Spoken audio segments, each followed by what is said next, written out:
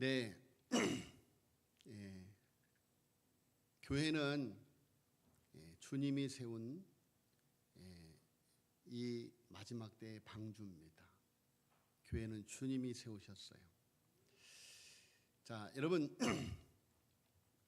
주님이 교회를 세우시고 교회에게 사명을 주셨습니다. 사명. 그것이 뭡니까? 선교예요. 오직 성령이 너에게 임하시면 너희가 권능을 받고 예루살렘과 온 유대와 사마리아와 땅끝까지 이르러 내 증인이 되리라.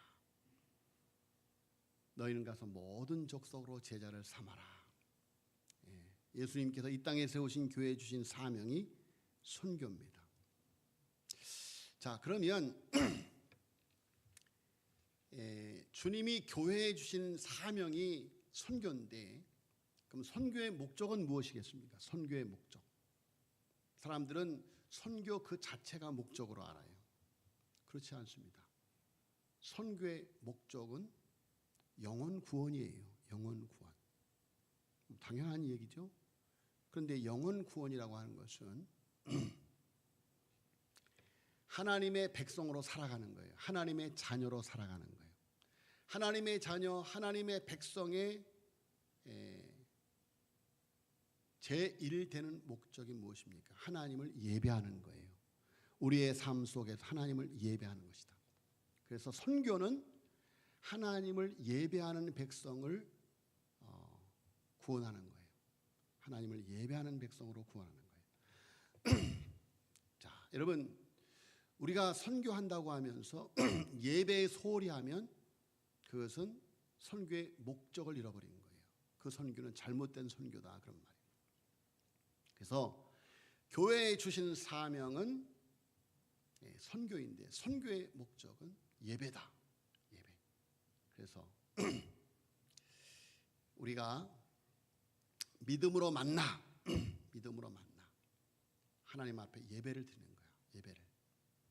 하늘나라의 소망을 가지고 예배자의 삶, 사랑으로 하나님을 섬기고 이웃을 섬기는 삶. 그러니까 믿음, 소망, 사랑. 이 세 가지는 항상 있을 것인데 교회에 항상 있어야 할 것 세 가지.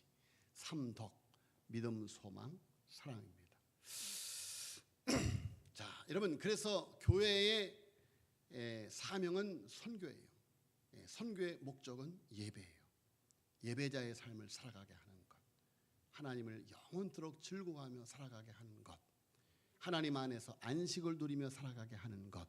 그것이 바로 선교의 목적이다. 그러면 선교의 대상과 지역은 어떠한가? 예루살렘과 온 유대와 사마리아와 땅끝까지다. 많은 사람들은 선교하면 해외 선교만 선교로 알고 있습니다. 그러나 예수님이 우리에게 명령하신 선교는 예루살렘, 온 유대, 사마리아, 땅끝입니다.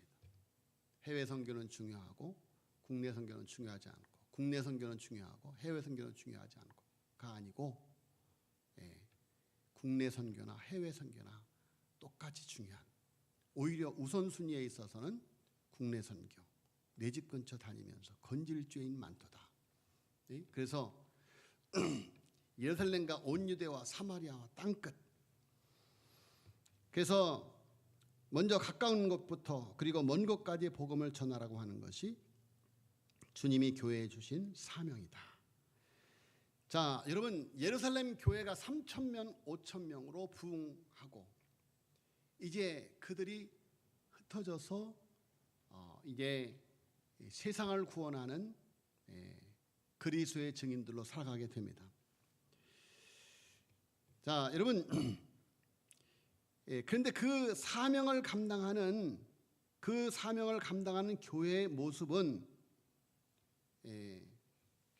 성경 말씀에 교회의 모습을 가리켜서 예수님의 몸이다. 지체로 비유를 합니다. 지체. 그리고 그리스도의 군사다.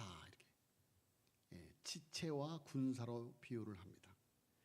자, 여러분, 지체나 군사의 특징은 뭡니까? 한 몸이에요. 한 몸. 그리고 질서예요. 질서. 여러분, 우리 몸이 질서를 잃어버리면 어떻게 되는 거예요? 장애를 갖게 돼요. 장애. 질서가 유지되어야 질서 있게 몸이 움직여야 정상인의 삶을 살아가게 되는 것이죠.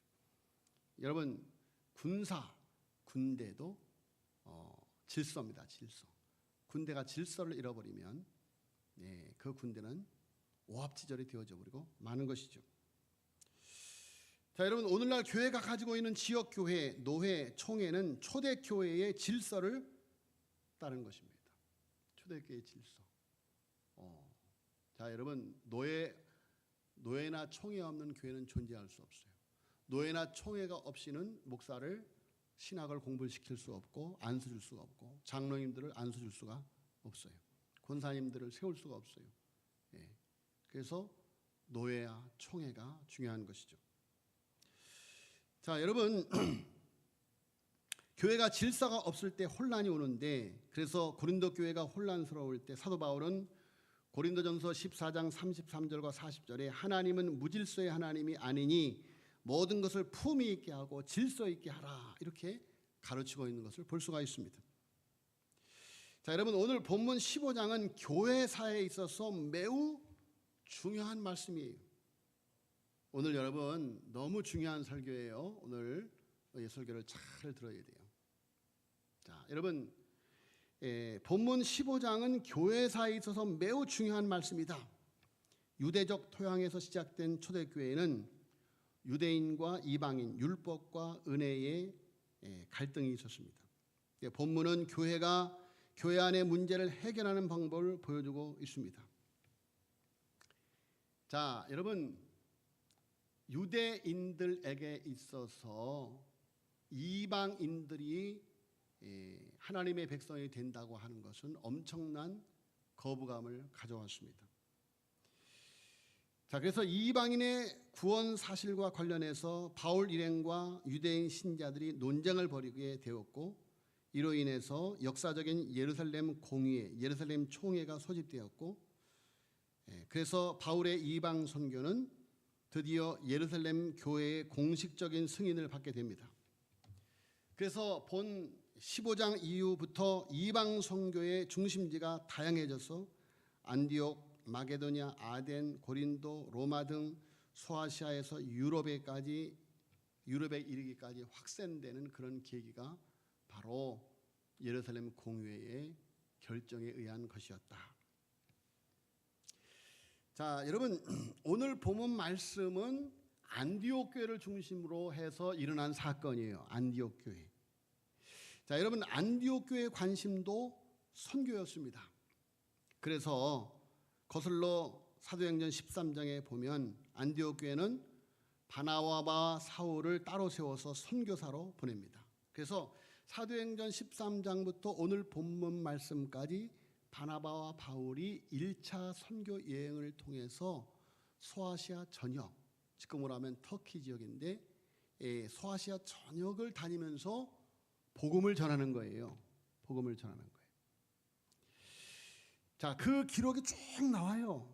얼마나 역동적인 바울과 바나바의 선교 사역이 그려지고 있는지. 그리고 나서 자 14장 24절부터 보세요. 그 성경 말씀. 비시디아 가운데로 지나가서 밤빌리아에 이르러 말씀을 버가에서 전하고 아달리아로 내려가서 거기서 배 타고 안디옥에 이르니 이것은 두 사도가 이룬 그 일을 위하여 전에 하나님의 은혜에 부탁하던 곳이라. 바로 13장을 말하고 있는 거예요. 이것은 두 사도가 이룬 그 일을 위해서 전에 하나님의 은혜에 부탁하던 곳이라. 그들이 이르러 교회를 모아 하나님이 함께 행하신 모든 일과 이방인들에게 믿음의 문을 여신 것을 보고하고. 그래요. 여러분 바울과 바나바가 선교 여행 가서 그것을 그냥 정착하고 있는 것이 아니라 소아시아 지역을 가서 다 전도한 다음에 그 사실을 파송한 안디옥 교회에 와서 이렇게 보고하고 있는 거예요. 보고하고 있는 거예요. 이 일이 굉장히 중요한 거예요. 왜 보고를 해야 되는가? 왜 보고를 해야 되는가? 자, 그런데 이렇게 1차 전도 여행을 통해서 소아시아 전역에서 큰 전도의 열매를 맺고 돌아온 바울과 바나바는 안디옥 교회를 모아서 선교 보고를 하는데, 바울과 바나바의 선교 보고를 듣고 기쁨에 가득했던 안디옥 교회가 갑자기 큰 혼란에 빠지게 됩니다. 그것은 유대에서 온 믿는 유대인들 중 몇 사람들이 모세의 법대로 할례를 받지 않으면 구원을 얻지 못한다고 주장하는 거예요. 자, 바울과 바나바가 전하는 복음은 무엇입니까? 율법으로는 구원을 받을 수가 없다. 행위로는 구원받을 수가 없다. 오직 예수 그리스도를 믿는 은혜로 구원을 받는 것이다. 예수 그리스도의 대속의 은혜, 속량의 은혜로 여러분 우리가 열심히 선을 행해서 구원을 받을 수가 없어요. 오직 우리가 구원을 받을 수 있는 길은, 우리의 죄의 문제를 해결할 수 있는 길은, 죄의 저주 아래서 해방받을 수 있는 길은 오직 예수 그리스도의 속량, 예수 그리스도의 대속을 통해서만 우리가 죄를 속량받을 수가 있다. 죄를 대속받을 수가 있다. 대신 속함을 받을 수가 있다. 라는 사실이에요. 자, 그런데 유대인들 중에서 예수님을 믿는 사람들이 아니다. 예수님도 믿지만 할례를 받지 않으면 구원을 받을 수가 없다. 어찌 보면 초대교회의 당연한 갈등이었을지 몰라요. 왜 그랬습니까? 여러분, 유대인들은 바로 율법을 주신 하나님을 믿었기 때문이죠. 그런데 그 율법을 완성하러 오신 예수 그리스도의 복음을 다 이해하지 못하고 있었기 때문에 이런 갈등이 있었던 것입니다. 자, 그래서 이 문제를 가지고 교회 안에 엄청난 변론이 일어나는 거예요. 다툼이 일어나는 거예요. 도저히 거기서 해결할 수가 없어요. 도저히. 여러분, 우리가 교회 안에 어떤 다툼의 문제가 일어나면 그 문제를 해결할 수 없는 지경에까지 이를 수가 있어요. 그럼 우리가 어디로 가야 됩니까? 세상법으로 갑니까? 아닙니다. 교회는 교회법으로 가는 거예요. 그래서 어디로 갑니까? 노예로 가는 거예요. 노예. 그리고 총회로 가는 거예요. 그래서 이런 질서가 오늘 초대교회에 나타나고 있는 거예요. 이런 질서를 따라서 오늘날의 교회들도 지역교회가 있고 노예가 있고 그리고 총회가 있는 거예요. 우리가 9월 28일 있는 총회가 바로 그런 총회죠. 자, 그래서 안디옥 교회가 이게 어떻게 보면 안디옥 노예라고 볼 수 있어요. 안디옥 교회가 이렇게 자기 교회 문제를 가지고 바울과 바나바를 예루살렘 총회, 예루살렘 교회로 파송을 해서 그 문제를 상소를 하는 거예요. 우리 교회가 지금 이런 갈등을 갖고 있습니다. 이 문제를 좀 해결해 주세요 하고 이제 바울과 바나바를 파송을 합니다. 자, 여러분, 사도행전 오늘 15장을 가리켜서 일반적으로 오늘 여기 15장 맨 위에 어떤 성경들에는 예루살렘 회의라고 적혀져 있어요. 그래서 예루살렘 공회 이렇게 말합니다. 자, 여러분, 예루살렘 교회가 회의를 모인 기록이 또 한 번 있어요. 사도행전 6장에도 교회 문제로 회의를 합니다. 그래서 7 집사를 세우게 되어지죠. 그런데 그때 사도행전 6장에 나타나는 회의는 예루살렘 교회 문제에 국한된 회의였어요. 그래서 사도행전 15장에서 나타나는 회의는 성격이 달라요. 두 교회 이상, 예루살렘과 안디옥, 그리고 1차 전도 여행으로 설립된 많은 교회들의 일치를 위한 회의이기 때문에 그래서 공의회, 총회라고 말하는 것입니다. 오늘 제목이 예루살렘 총회, 예루살렘 공의회. 자, 두 교회 이상이 한 가르침으로 한 교회를 이루는 방식을 이루었던 것이죠. 여러분, 이 땅의 교회는 하나예요. 유형교회는 지역교회 교파가 많지만, 그러나 여러분, 무형교회는 예수 그리스도를 머리로 하여 이렇게 각 지역교회가 지체로 이루어진 것입니다. 그래서 이 땅 위의 교회는 하나예요. 이 땅 위의 교회는 하나이다. 믿습니까? 이 땅 위에는 교회는 하나예요. 그러면 이 땅의 교회가 어떻게 하나가 될 수 있느냐 그런 말이에요. 하나가 될 수. 그것은 한 성령, 한 가르침으로 하나가 되어지는 것이다. 한 시대 여러 지역, 여러 문화, 여러 계층에서 이루어지지만 교회는 한 교회를 이루어야 된다. 여러 세대에서 한 교회를 이루기 때문에 교회는 보이지 않은 교회, 보이지 않는 교회. 자, 예루살렘에 도착한 사도 바울 일행은 사도들과 교회 지도자들에게 하나님께서 어떻게 이방인들을 구원하셨는지를 나눕니다. 자, 여기 보세요. 15장 4절에 예루살렘에 이르러 교회와 사도와 장로들에게 영접을 받고 하나님이 자기들과 함께 계셔 행하신 모든 일을 말하는 거예요. 우리가 소아시아 지역을 다니면서 이방인들에게 복음을 전하는데 성령이 이렇게 임하고 이런 역사가 있었습니다. 이런 열매가 있었습니다. 라고 막 이제 간증을 하고 선교 보고를 하죠. 그러니까 5절에 바리새파 중에 어떤 믿는 사람들이, 바리새인들 중에서도 예수님을 믿는 사람들이 있었던 것이죠. 그런데 바리새파 중에 어떤 믿는 사람들이 일어나 말하되 이방인에게 할례를 행하고 모세 율법을 지키라 명하는 것이 마땅하다라고, 또 안디옥 교회에서 있었던 그 갈등을 일으켰던 유대인들과 같은 바리새인들이 예루살렘 교회에도 있었던 거예요. 자, 그래서 엄청난 또 변론이 일어나는 거예요. 그러니까 6절에 사도와 장로들이 이 일을 의논하러 모여, 그래서 많은 변론이 있은 후에 예루살렘 총회가 열린 거예요. 예루살렘 공회가 열린 겁니다. 그리고 그곳에서 그 문제를 가지고 많은 토론을 벌이는 거예요. 많은 토론. 그래서 어느 회의든지 이제 토론을 통해서 이제 한 가지 의견을 도출해내는 것이죠. 그것이 회의 아닙니까? 그래서 예루살렘 교회가 회의를 통해서 교회의 문제를 해결하고 있는 모습을 오늘 성경 말씀을 통해서 볼 수가 있는 것이죠. 자, 여러분, 그래서 역사상 최초로 기독교 종교회의가 열리게 되는데 오늘 본문 속에 제1회 예루살렘 공의회가 바로 교회사에 있어서 첫 번째 총회, 첫 번째 공의회다라는 것입니다. 어떻게 구원받는가라는 질문에 대한 답을 얻기 위해서 사도들과 장로들 사이에 끊이지 않는 많은 변론이 오고 합니다. 오랜 시간 동안 토론하는 끝에 베드로가 일어나서 이제 그 일에 대한 결론을 말합니다.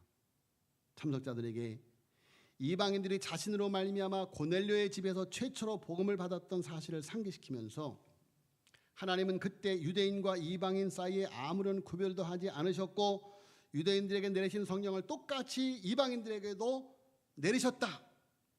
그런데 어찌하여 너희들은 율법주의자들은 하나님이 지우지 않은 짐을 이방인에게 지우려고 하느냐? 그것은 하나님을 시험하는 행위다. 그러면서 9절에 보세요. 9절 8절부터 또 마음을 아시는 하나님이 우리에게와 같이 그들에게도 성령을 주어 증언하시고 9절 믿음으로 그들의 마음을 깨끗이 하사 그들이나 우리나 차별하지 아니하셨느니라.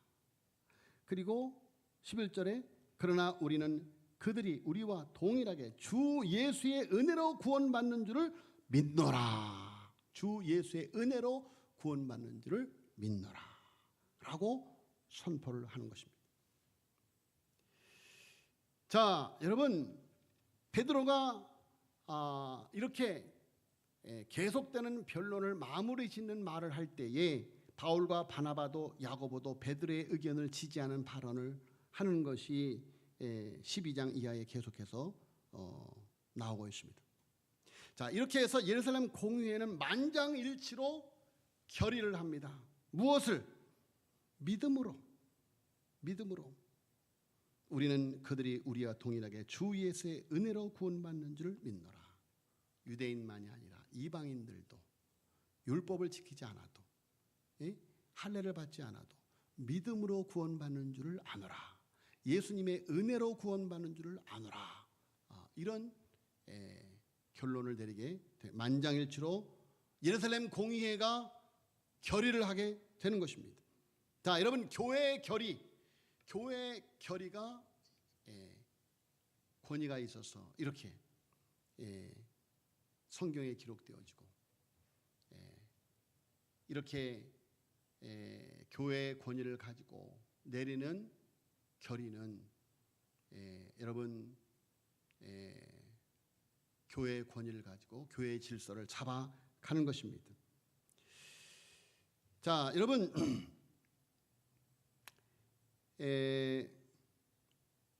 이제 이러한 결정을 안디옥 교회에 전해야 되겠죠. 그래서 사도와 장로와 온 교회가, 예루살렘 총회가 바울과 바나바, 예루살렘 안디옥 교회에서 온 대표들이죠. 그들만 보내는 것이 아니라 바사바와 실라를 안디옥 교회로 파송합니다. 그리고 공회의 결정을 목회 서신으로 작성해 보냅니다. 그래서 오늘 성경 말씀에 쭉 보면 편지를 보냈다 그랬죠. 목회 서신. 바울과 바나바를 보내는 것은 바울과 바나바의 가르침이 정당한 것을 인준하는 것이고, 유다와 실라를 보내는 것은 바로 안디옥 교회의 대표인 바울과 실라의 가르침이 예루살렘 교회의 가르침과 일치한다라는 것을 보여주기 위해서, 그래서 이렇게 유다와 실라를 함께 보낸 것이죠. 그래서 안디옥 교회는 예루살렘 교회와 한 믿음 체계에서 한 교회됨을 기뻐합니다. 자, 그리스도인들도, 그러나 성경 말씀에 보면 안디옥 교회에 사는 그리스도인들도 자기 행위에 어떤 제약을 감수해야 한다라는 것을 율법에 금한 그런, 그래서 예수님이 율법을 폐하러 오는 것이 아니라 율법을 완성하러 오셨다. 그래서 율법에 대한, 우리가 믿음으로 구원을 받지만 우리가 살아가는 삶에 있어서는 하나님의 말씀에 근거해서 살아야 된다라는 그러한 목회 서신을 보내게 되는 것이죠. 자, 여러분, 그래서 15장 21절로 29절에 보면 사도들이 안디옥 교회에 보낸 편지는 사도들이 정한 규례를 담고 있습니다. 이는 예루살렘 공회가 내린 결정을 요약하고 있습니다. 그래서 이 규례는 교회의 권위 있는 지도자들에 의해서 하나님의 구원 목적을 조화롭게 공포하고 있습니다. 그래서 예루살렘 밖에 있는 다른 교회들에게 결정적이고 교의적인 권위를 갖게 되는 것이죠. 자, 그래서 이 안디옥 교회의 편지가 전달되어질 때 그 안에 담긴 규례는 그들에게 기쁨과 위로와 능력과 평안을 가져다 주었어요. 우리들도 할례를 받지 않아도 우리들도 구원을 받는구나, 우리들도 구원을 받았구나 하는 그런 안식을 얻게 되는 거죠. 자, 그런데 이 규례는 안디옥 교회 말고도 다른 이방인 교회들에게도 전달됩니다. 자, 16절을 보세요. 16장 4절. 16장 4절 5절. 16장 4절 5절 같이 읽겠습니다. 시작. 여러 성으로 다녀갈 때 예루살렘에 있는 사도와 장로들이 작정한 규례를 그들에게 주어 지키게 하니 이래 여러 교회가 믿음이 더 굳건해지고 수가 날마다 늘어가니라. 그래요. 예루살렘 공회가 정한 규례가, 예루살렘 교회가 정한 신학이 성도들을 혼란스럽게 하지 아니하고 그들을 바른 신앙생활을 할 수 있도록, 그리하여 그들이 믿음 위에 굳게 서고 더욱더 부흥하는 교회로 나아가는 게 되는 것을 볼 수가 있습니다. 자, 여러분, 이번 우리 교회에서 열리는 85차 정기총회 주제가 뭐냐면 반석 위에 세우는 바른 역사, 바른 신앙. 예, 너는 베드로라 이 반석에 내 교회를 세우리 음부의 권세가 이기지 못하리라. 바른 교회. 예, 여러분 반석에 세우는 바른 역사, 바른 신앙. 그래서 우리 총회가 우리 교단이 역사적으로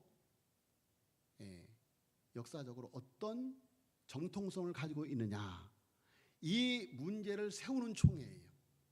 그래서 이번에 겸손과 온유의 목회자 곽재건 목사라고 하는 이 교단의 창시자 중에 한 분인 저분의 생애를 통해서 우리 교단이 교회사적으로 구속사적으로 어떤 역사성을 가지고 있는지를 이 책을 통해서 출판식을 통해서 만천에 공포하는 거예요.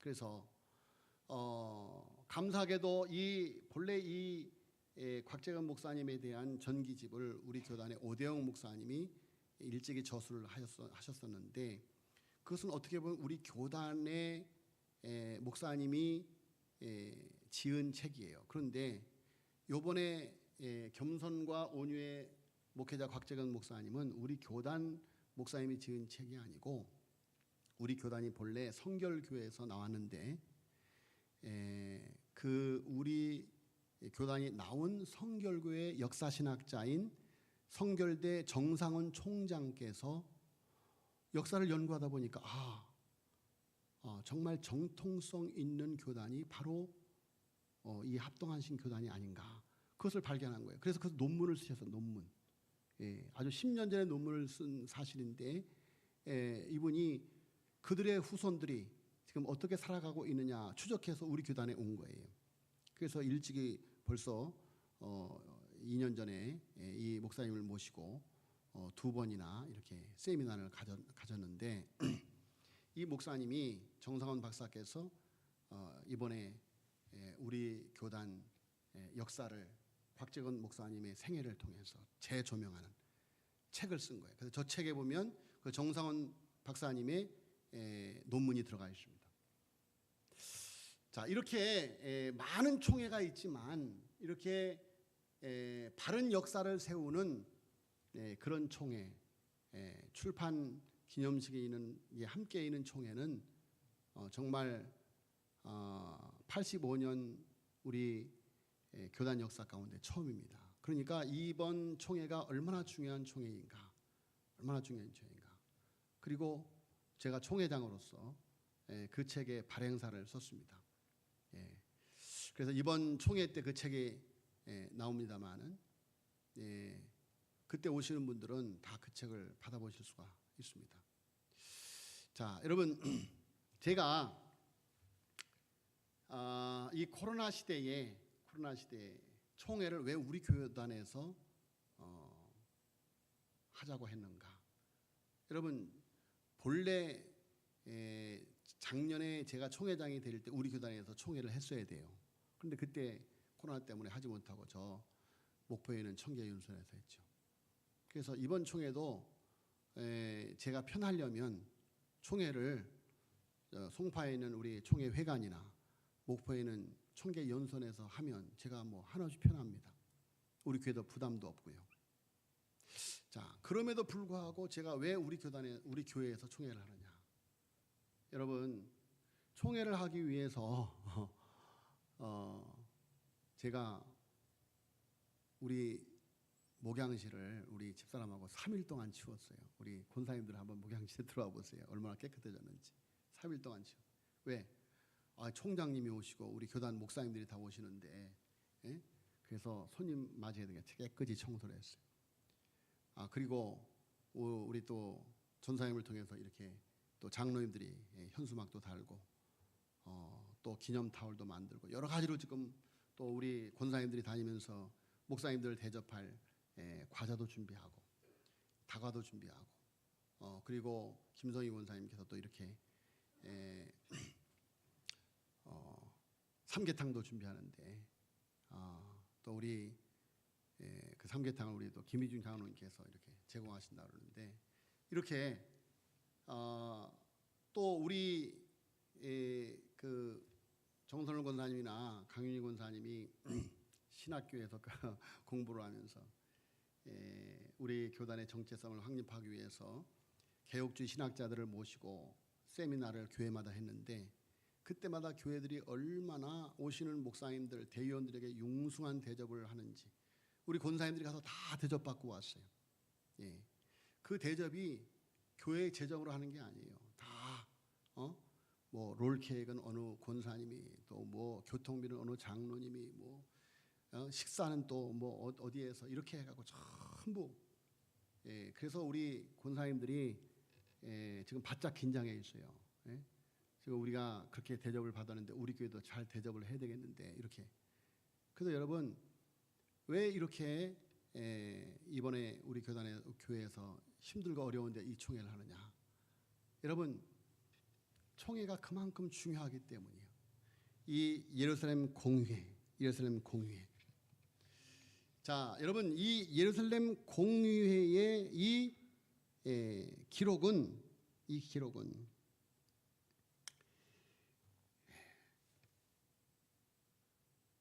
바로 모든 개혁주의 교회가 이 모범을 따랐습니다. 자, 여러분,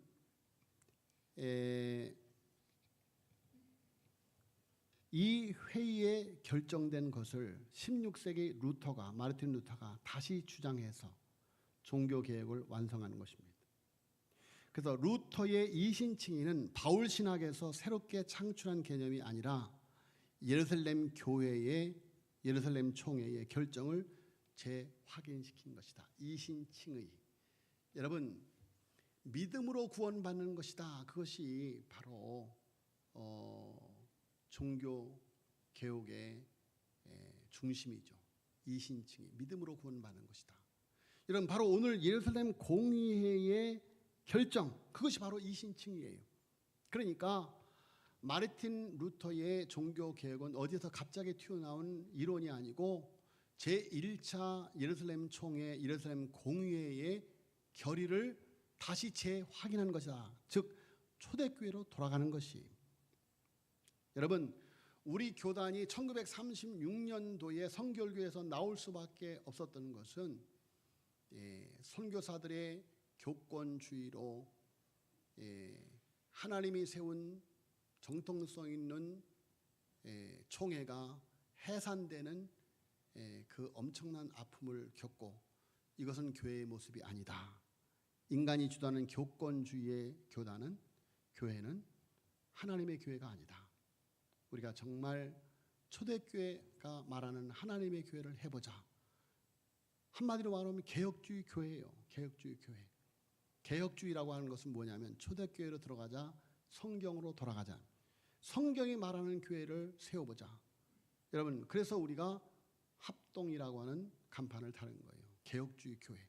가장 개혁주의 신학을 가장 잘 계승한 교단을 합동측이라고 보고, 그래서 우리 교단이 개혁주의 노선을 가고자 하기 때문에 이렇게 합동한신이라고 하는, 한양신학교의 약자까지 합해서 합동한신이라고 하는 그런 총회의 간판을 갖게 된 것이죠. 자, 여러분, 교회의 지난 역사 동안 많은 문제를 다룰 때 교회는 사도행전 15장의 예를 따라왔던 것입니다. 그 사례로 니케아 종교회의, 콘스탄티노플 종교회의, 예배소 종교회의, 칼케톤 공회 뿐만이 아니라 웨스트민스터 총회까지, 이처럼 교회가 예루살렘 공회의 모범을 따르면서 진행했던 총회의 지난 회의들은 교회의 평안과 순결과 이단으로부터 교회를 지키는 그런 교회가 하나 되게 하는 성령님의 역사이다. 성령님의 역사였다. 여러분, 그래서 교회는 이러한 하나님의 말씀에 근거한 총회의 결의를 통해서, 그래서 우리가 11월 달에 이번 85차 총회 중에 바른 역사, 바른 신학을 세우는데 이번 총회 때는 바른 역사를 세우기 위한 곽재건 목사님의 생애를 조명하면서 우리 총회의 역사를 세우고자 하는 공식적으로 도서를 통해서 세우고자 하는 그런 뜻깊은 날이고, 그리고 11월 첫째 주에는 우리 교단의 또 다른 신학자인 안영주 목사님의 조직 신학을 개혁주의 신학자들의 감수를 받고 새롭게 현대어에 맞는 언어로 새롭게 편찬을 하게 됩니다. 그래서 지금 그 작업을 우리 총회가 하고 있는데, 그래서 그때 안영주 목사님의 조직 신학이 새롭게 이게 안영주 목사님이 세운 교회 영화교회에서, 안영 목사님 교회 영화교회에서 이제 그 일을 하게 됩니다. 그래서 원래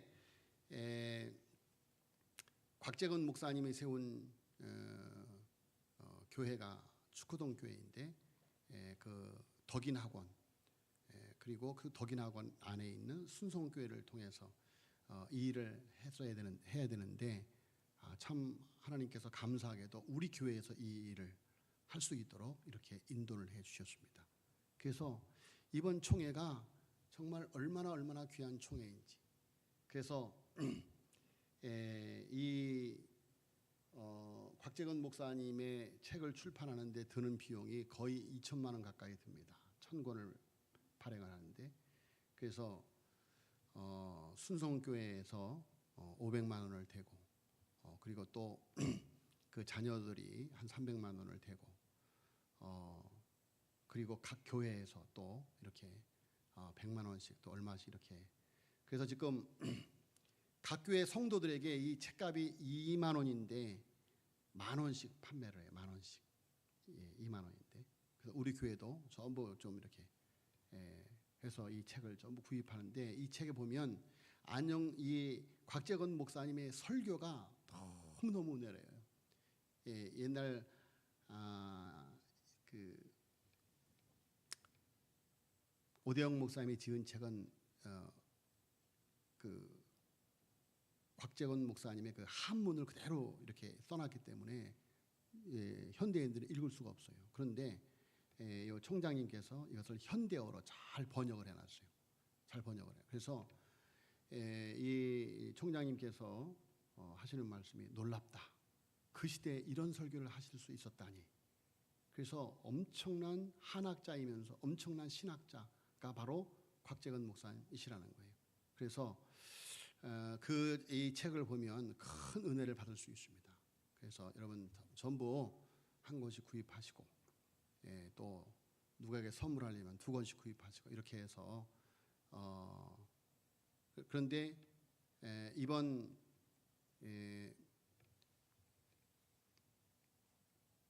총회 때 자원봉사 하시는 분들은 제가 구입해서 드리겠습니다. 제가 구입해서. 그런데 그렇지 않은 제 선물만 받지 말고 본인들도 또 한 권씩 구입하고 또 다른 분들의 선물도 하고 이렇게 하시면, 이 책이 한번 1000권 발행하면 그 다음에 다시 나오기가 아주 어려워요. 그런 이렇게 몇 권 갖고 있다가 또 다음 새로 오는 교인들에게 선물도 하고 이렇게 하면 굉장히 좋을 것 같습니다. 여러분 9월 28일 85차 총회는 역사적인 예루살렘 공회의 모범을 따르는 중요한 회의입니다. 여러분 이 일을 위해서 우리 함께 하나님 앞에 간절히 기도해 주시고, 또 많이들 오셔서 봉사해 주시고 헌신해 주시기를, 그래서 이번 역사적인 85차 총회의 주인공들이 되어주시기를 예수 이름으로 축원합니다.